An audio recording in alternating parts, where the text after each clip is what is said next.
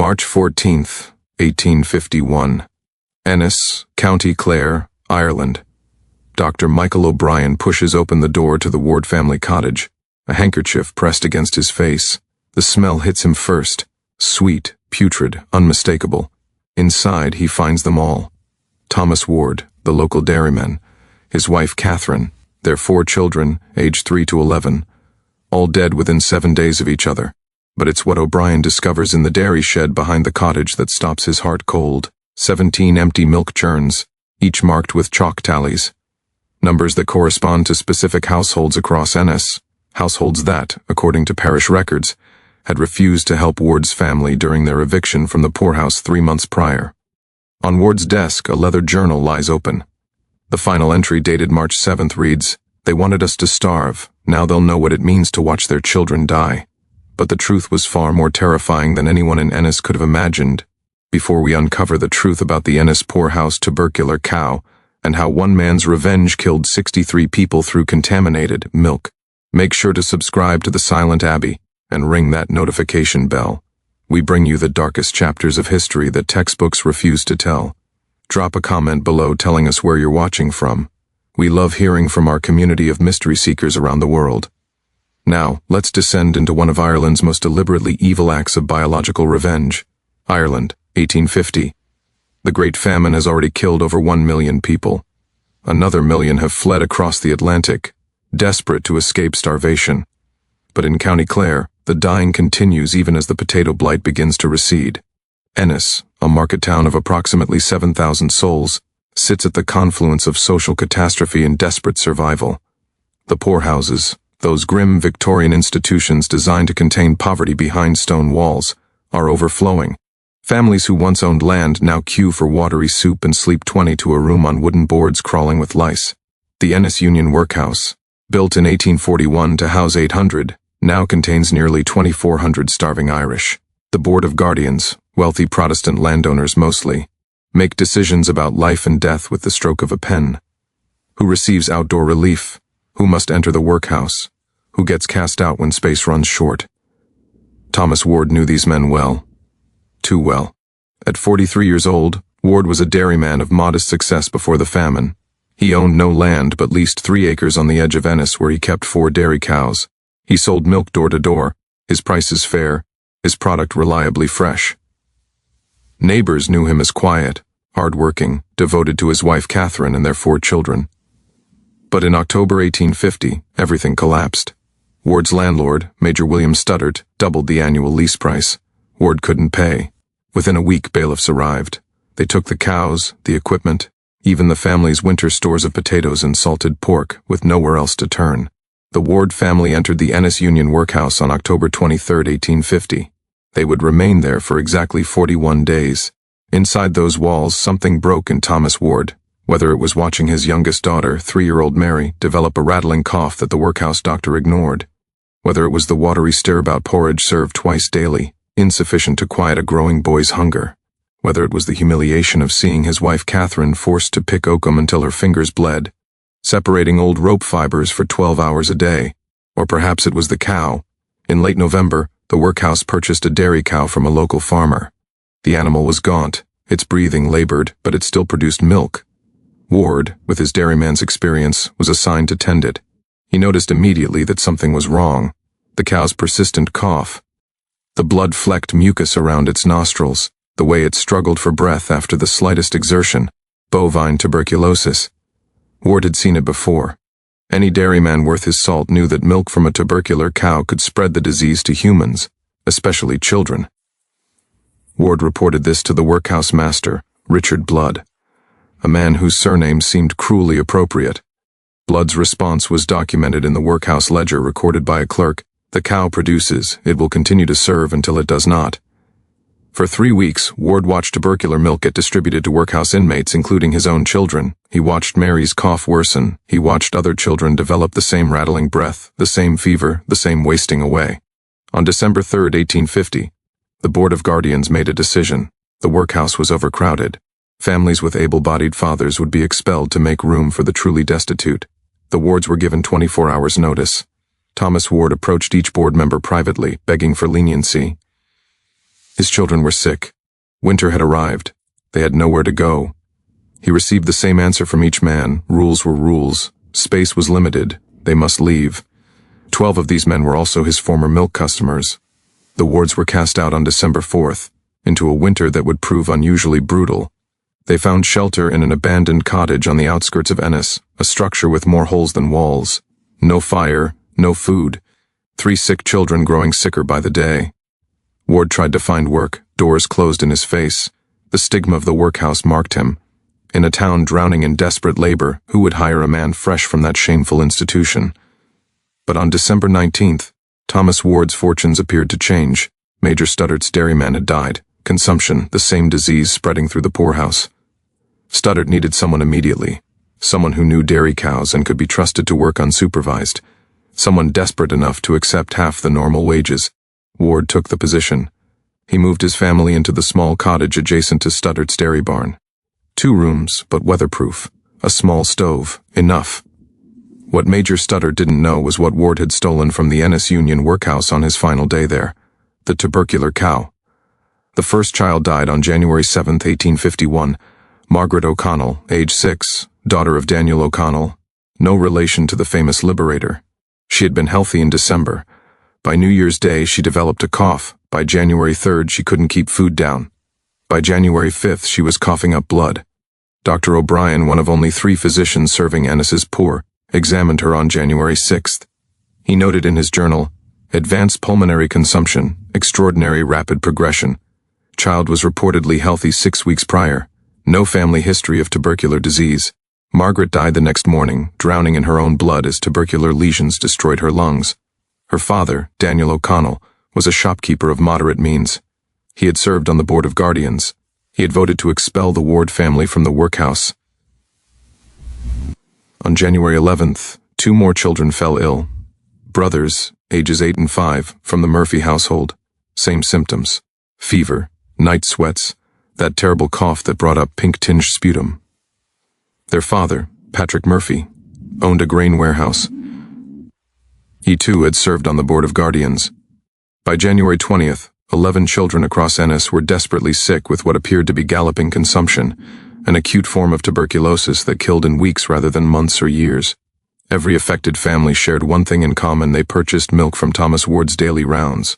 But here's what made the situation even more sinister. Ward didn't sell his contaminated milk to everyone. He was selective, methodical. His route covered 37 households. Only 17 received milk from the tubercular cow. The other 20 households, those who had shown kindness to his family during their workhouse ordeal, received milk from Stuttart's healthy cows. Ward kept 2 churns, carefully separated, one marked with a small X scratched into the bottom. Dr. O'Brien began connecting these dots on January 23rd. He was treating 13 sick children now, and he noticed a pattern in his house call records. All the affected families lived on the same streets. All purchased dairy from the same source. And when O'Brien asked detailed questions, he learned something that chilled him. Ward had been offering special discounts to specific families, prices 20% below market rate. For struggling families still recovering from famine, this seemed like providence. They bought more milk, fed it liberally to their children. Milk loaded with Mycobacterium bovis, the bacteria that causes bovine tuberculosis. O'Brien went to Ward's cottage on January 25th. The doctor's journal entry from that day is preserved in the Clare County Archives. Called upon T. Ward at Major Stuttart's dairy. Ward absent. Found dairy cow in shocking condition. Animal clearly consumptive, persistent cough, bloody nasal discharge, severe emaciation despite adequate feed. Questioned how Ward could sell milk from such a specimen. Attempted to locate Ward but was informed by Major Stuttart's house staff that he had taken family to Dublin for his wife's medical treatment. This was a lie. Ward hadn't gone to Dublin. He'd gone to the Ennis Union workhouse. That same evening, Richard Blood, the workhouse master, was walking home when Ward stepped from an alley. The confrontation lasted less than 2 minutes.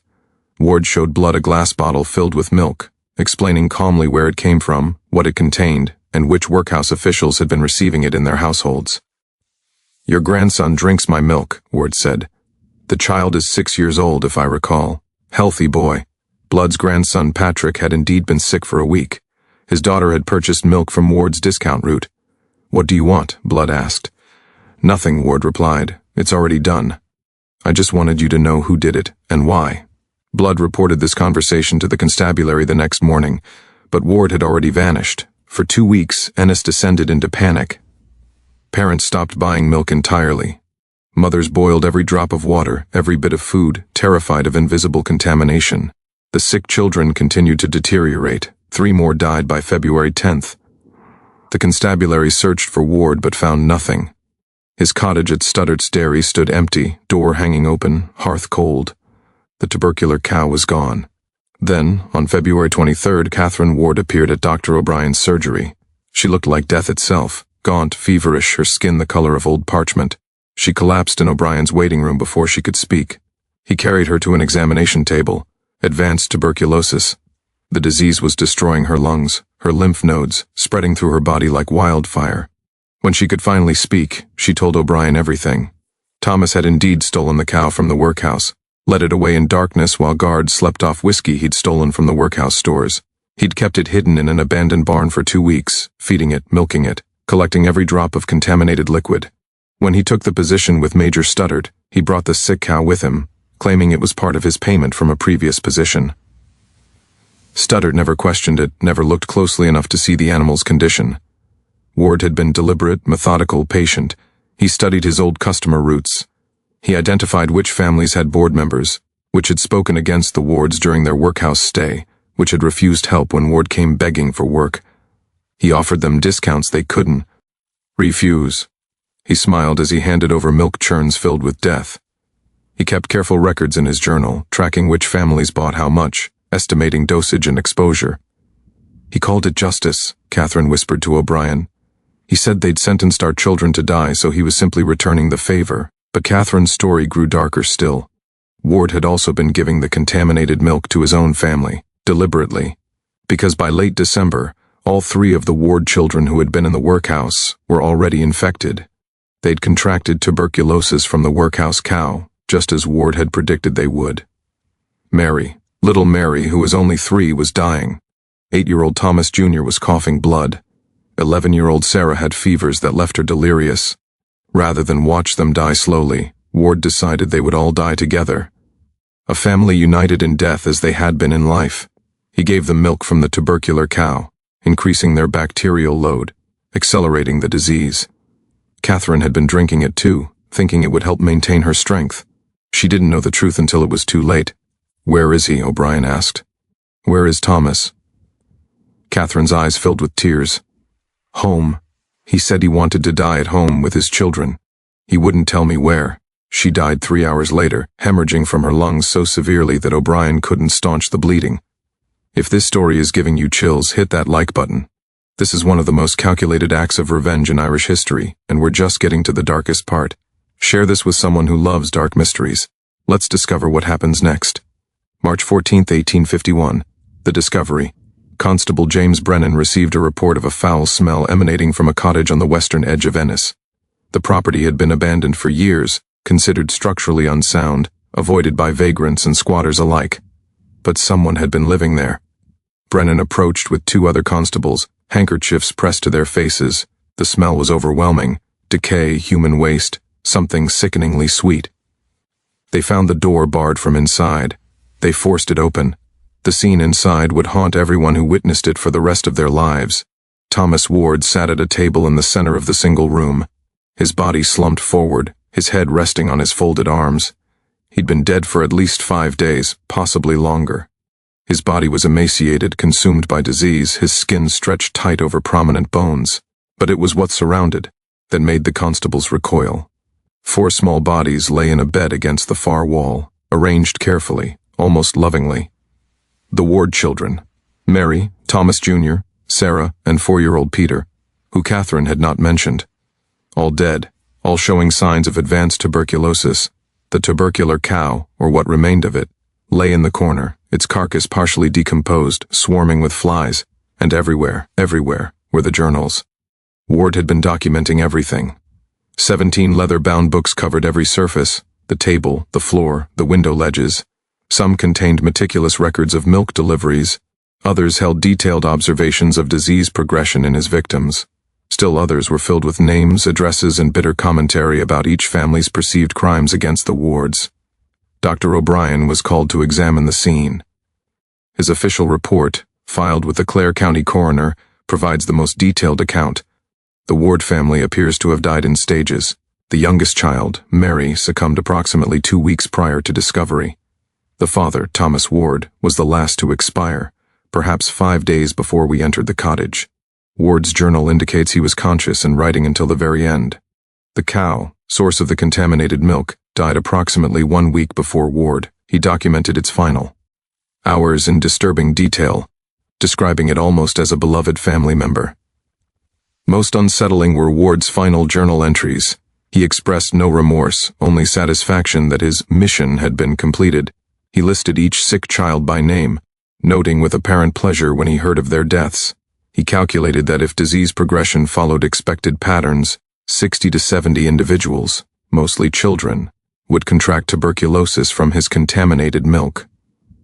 Ward's final entry, dated approximately March 9th or 10th, reads, "I can no longer hold the pen steady.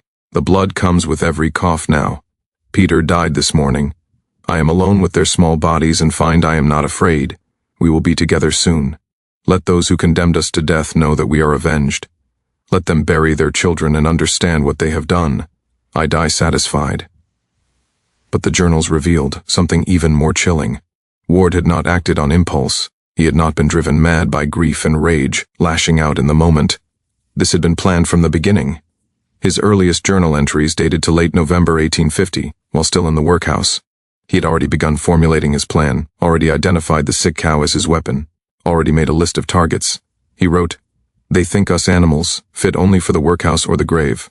They will learn that even animals when cornered can bite, and this bite will poison their bloodlines for years to come." Ward understood tuberculosis better than most medical men of his era. He knew about latent infection, knew that some children would not show symptoms for months or even years. He knew the disease could spread from his original victims to their families, their neighbors, their schoolmates.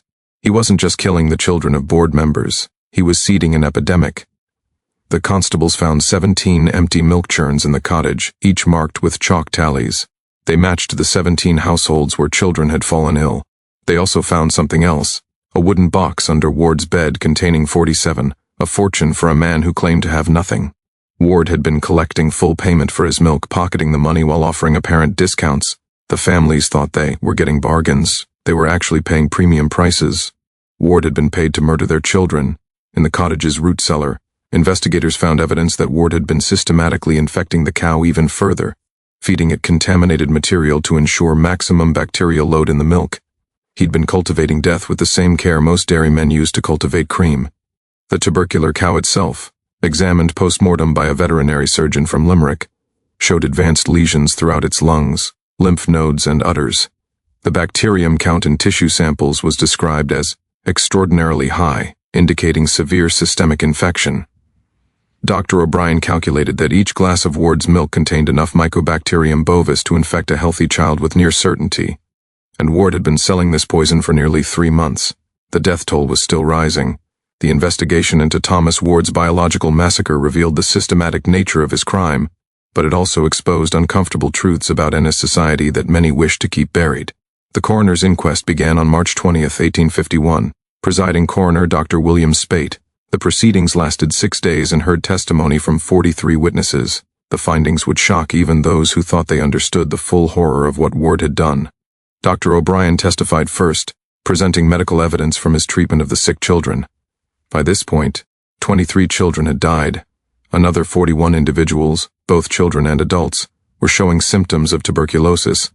The actual number of infected individuals, O'Brien explained, might not be known for years. Tuberculosis can remain dormant in the body for months or years before manifesting symptoms, O'Brien told the court. Those who consumed Ward's milk may carry the disease silently, only to fall ill in 1852, 1853, or even later. They may spread it to family members who never drank Ward's milk at all. What Thomas Ward set in motion may kill for a decade. This prediction would prove horrifyingly accurate. But it was the testimony of Richard Blood, the workhouse master, that turned the inquest from a simple murder investigation into something far more complex. Blood admitted under oath that he had known the workhouse cow was diseased. He had been explicitly warned by Thomas Ward, a man with professional dairy expertise. Blood had ignored this warning because replacing the cow would have cost the workhouse money that could be saved by simply using the animal until it died. More damning still, Blood admitted that contaminated milk had been served to workhouse inmates for nearly a month before the wards were expelled. How many individuals in the workhouse consumed this milk? The coroner asked. Blood consulted his records. Between November 25th and December 4th, approximately 2,400 inmates, the courtroom erupted. Spectators shouted, family members of sick children wept. The coroner had to call for order repeatedly. The inquest heard that in the 3 months since Ward's expulsion, 147 individuals had died in the Ennis Union workhouse from tuberculosis. This was triple the normal mortality rate. Blood had attributed these deaths to the general sickness of the famine, never considering they might be connected to the diseased cow. But Ward's targeting of specific families outside the workhouse, that was deliberate murder. The board members who had voted to expel the wards testified next. To a man, they defended their decision as procedurally correct and financially necessary. The workhouse was overcrowded. Rules required expulsion of families with able-bodied fathers. They had followed protocol. Daniel O'Connell, the shopkeeper whose daughter Margaret had been the first to die, broke down during his testimony. He admitted that he had refused to hire Ward when the dairymen came begging for work in December. "I didn't want workhouse people in my shop," O'Connell sobbed. "I thought they'd steal or drive away customers. I thought I was protecting my business. Instead, I killed my own child."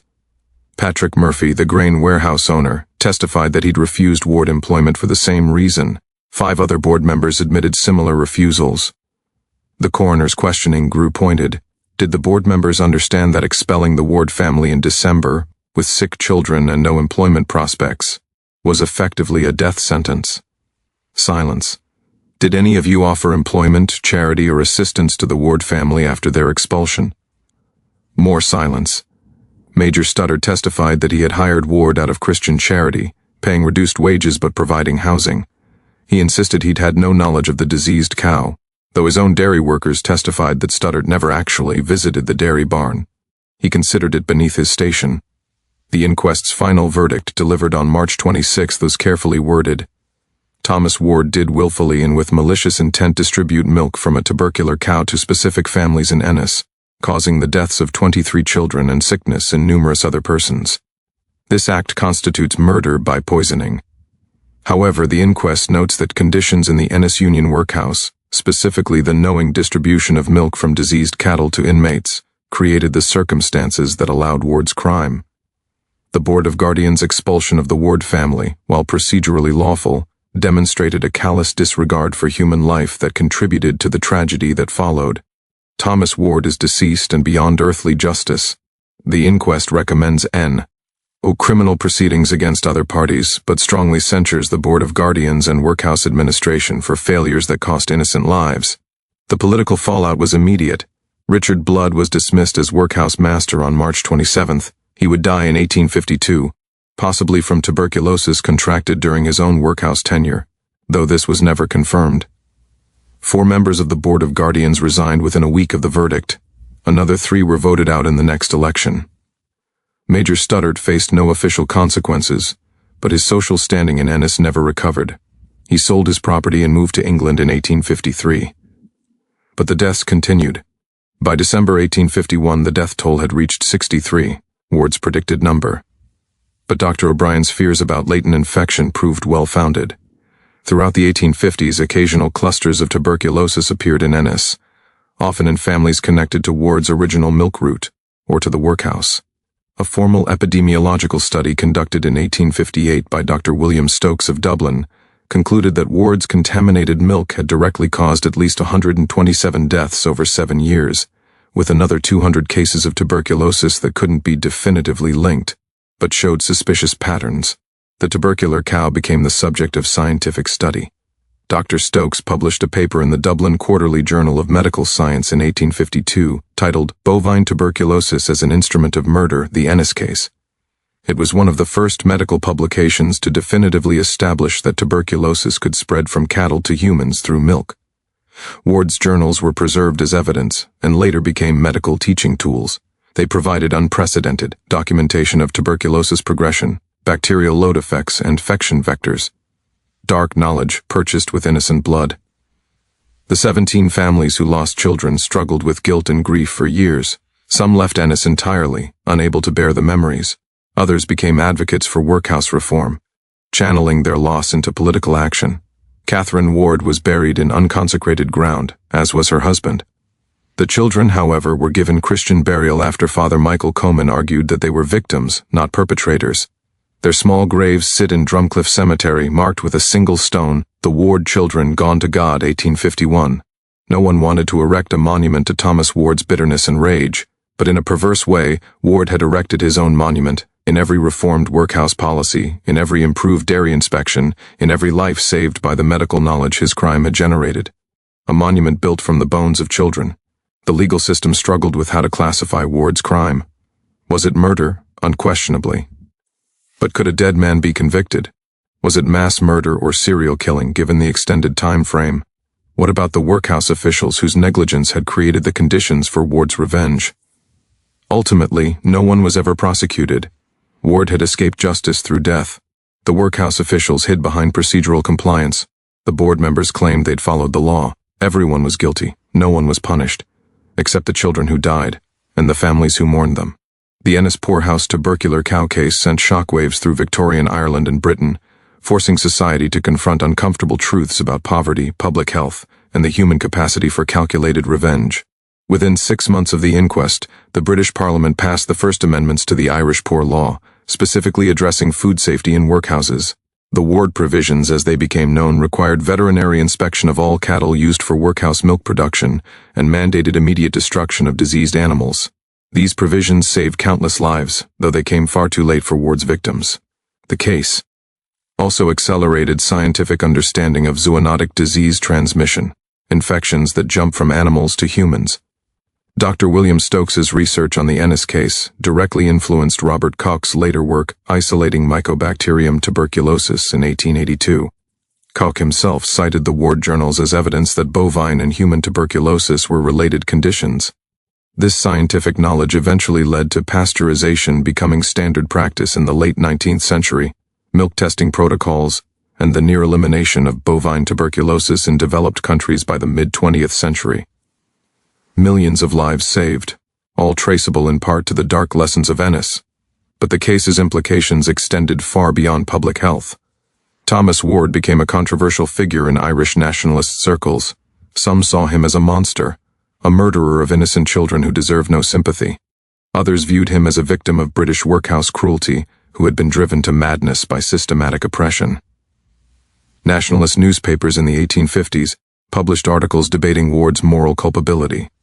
The Freeman's Journal ran a piece in 1852 titled "The Dairyman'S Revenge, When the Oppressed Become Oppressors," which argued that Britain's famine policies had created the conditions that transformed a gentle man into a mass murderer.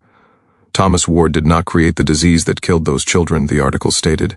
The British government created the disease of poverty, starvation, and workhouse brutality. Ward merely weaponized it. This argument didn't excuse Ward's actions, but it contextualized them within the broader tragedy of the Great Famine, which killed over 1 million Irish through starvation and disease while food was being exported from Ireland to England. The psychological dimensions of Ward's crime fascinated early criminologists. Here was a man who had methodically planned mass murder over months, maintained detailed records, shown no remorse, yet by all accounts had been a kind father and honest businessman before the famine destroyed his life. What breaks a human being so completely that they can murder children without hesitation? Alienists, the Victorian term for psychiatrists, debated whether Ward had suffered from moral insanity, a contemporary diagnosis for individuals who committed terrible acts while otherwise appearing rational.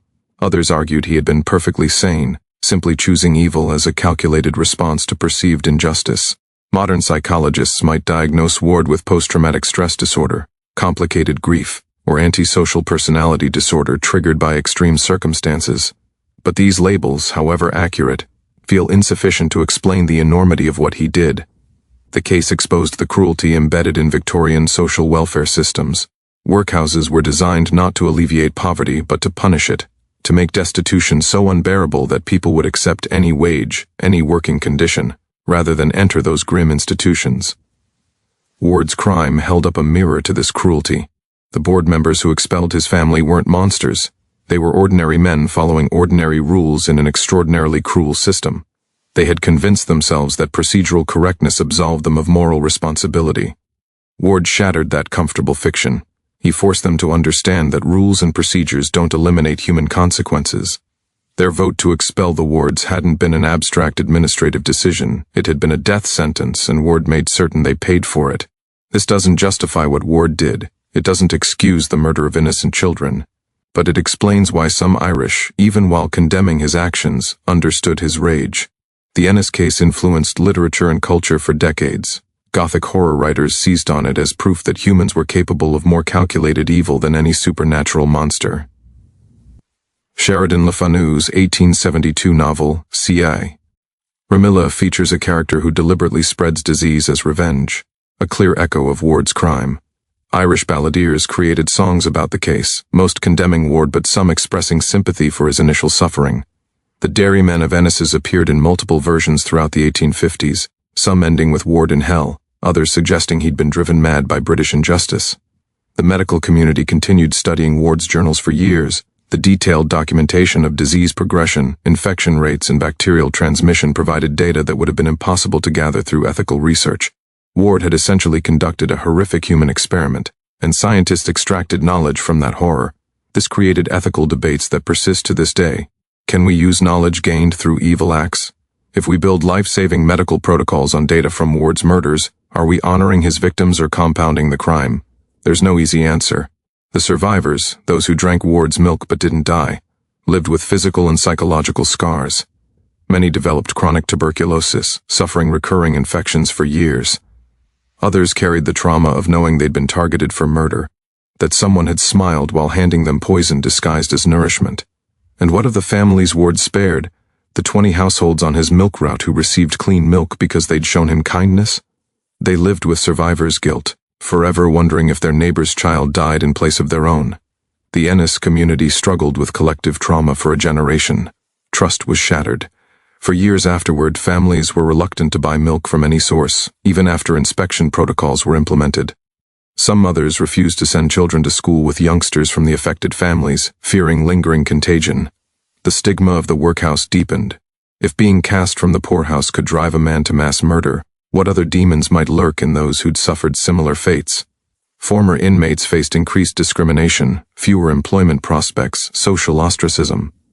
Ward's crime had created exactly the kind of community destruction the workhouse system was supposed to prevent. But perhaps the most disturbing legacy of the Ennis case is its demonstration of how easily ordinary people can participate in systemic cruelty while maintaining clear consciences. The board members weren't sadists. They didn't set out to kill the Ward family. They simply made a procedurally correct decision, following rules designed to save money and manage resources efficiently. They expelling one family to make room for others equally desperate. And when Thomas Ward came begging for employment afterward, they made another procedurally correct decision. Don't hire workhouse people. Protect your business. Maintain standards. Each individual decision was defensible. Together they created the conditions for atrocity. This is the true horror at the heart of the Ennis case.